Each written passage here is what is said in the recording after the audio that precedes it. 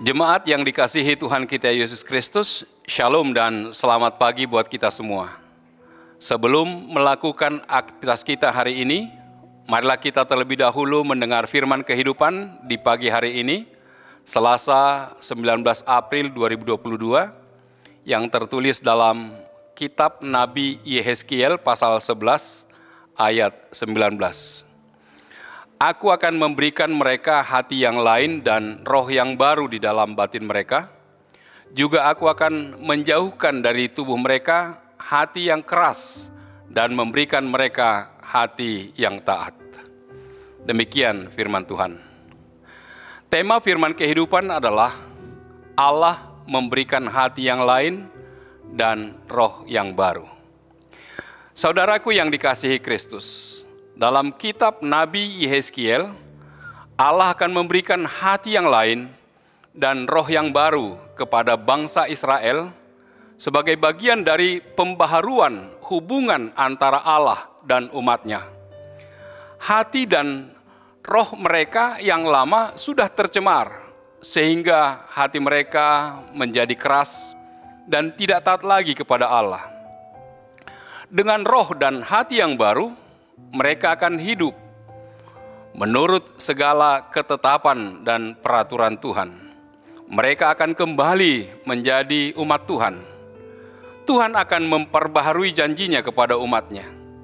Hati dan roh yang lama sudah tercemar akibat ketidaktaatan mereka kepada Tuhan. Mereka telah menajiskan kehidupan mereka dengan penyembahan-penyembahan berhala. Selama hati dan roh yang lama, mereka akan sulit untuk taat dan setia kepada Allah. Selama kita belum memiliki hati dan roh yang baru, kita sulit untuk taat kepada Allah. Hati yang lain dan roh yang baru Tuhan janjikan kepada umat Tuhan dalam pembuangan Babel. Di sana umat Israel menyangka bahwa Allah telah jauh dari mereka. Allah berdiam diri di Yerusalem, di Sion. Pada masa itu, ada anggapan bahwa dewa-dewa terikat pada tempat tertentu. Dan dewa-dewa itu ada untuk hal-hal tertentu. Misalnya dewa laut, dewa hutan, dewi kesuburan, atau dewa sebuah negeri. Umat Israel mengira Allah mereka juga demikian. Allah tidak ingin tinggal di sebuah gedung, apalagi dikenang sebagai Allah di masa lalu. Allah ingin tinggal di dalam hati kita. Dalam ayat 16 dikatakan, Aku akan menjadi tempat kudus, yang sedikit artinya sejenak bagi mereka. Allah sendiri adalah tempat kudus, bait suci bagi umatnya. Bait suci adalah simbol kehadiran Allah. Allah berkata, Akulah bait suci itu sendiri bagi kamu semua. Allah tetap Allah. Bisa juga tanpa bait suci itu, Allah tinggal di dalam umatnya melalui hati yang lain dan roh yang baru yang mengabdi kepadanya, yang Dia berikan melalui rohnya. Allah mengumpulkan umatnya yang tercerai-berai, dan kehidupan baru dimulai dengan memberikan hati yang lain dan roh yang baru kepada mereka. Allah melakukannya karena di dalam hati, pikiran dan sikapnya jelas bahwa mereka tidak taat dan tidak memenuhi tugas dan tanggung jawabnya dalam hubungan dengan Allah. Dalam kitab Nabi Yeremia pasal 11 ayat 8 dikatakan, Mereka dipimpin oleh keras kepala mereka dan hati yang jahat, hati mereka degil. Kita juga sama seperti umat Israel. Hati kita tidak bersih, hati kita tidak murni, selalu menentang kehendak Allah. Meskipun mereka tidak taat, Allah berjanji akan memberi mereka hati yang lain dan roh yang baru, dan mengambil hati yang keras dan memberi kita hati yang berdetak, hidup sebagai gantinya. Dalam hati yang berdetak, hati yang bergerak ada hidup. Janji ini untuk semua umat Israel dan juga semua orang-orang yang percaya kepada Allah. Allah menjanjikan pembaruan, perubahan dalam hidup yang dimulai dengan hati dan roh kita. Firman Allah mendesak kita untuk menggunakan hati kita dengan bijaksana, karena hati memainkan peran sentral dalam hidup kita.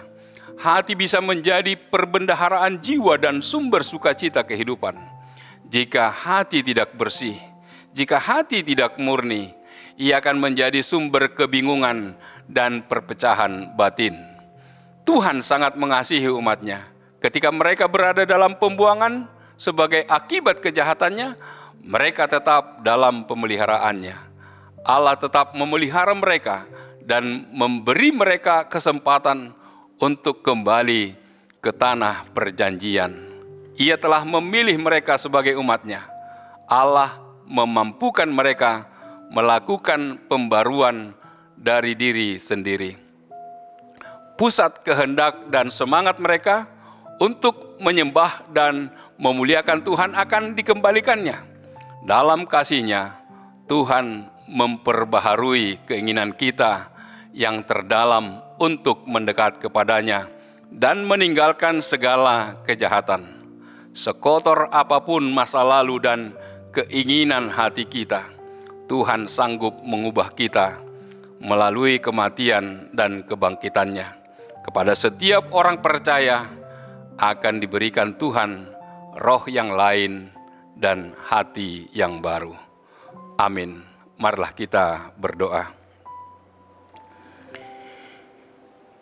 Ya Bapa yang bertahta dalam kerajaan sorga, terima kasih Tuhan atas firman-Mu yang menyapa kami.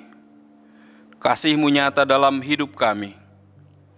Berkatilah kami dalam pekerjaan dalam satu hari ini. Biarlah hati kami tetap terarah padamu. Roh dan batin kami tetap berharap akan kasih-Mu. Ajarlah kami untuk senantiasa taat pada firman-Mu. Engkaulah ya Tuhan yang memberangkatkan kami untuk aktivitas kami dalam satu hari ini. Dalam nama Yesus kami berdoa dan mengucap syukur. Amin. Anugerah dari Tuhan kita Yesus Kristus, kasih setia dari Allah Bapa, serta persekutuan dengan Roh Kudus, kiranya menyertai kita sekarang kekal sampai selama-lamanya. Amin.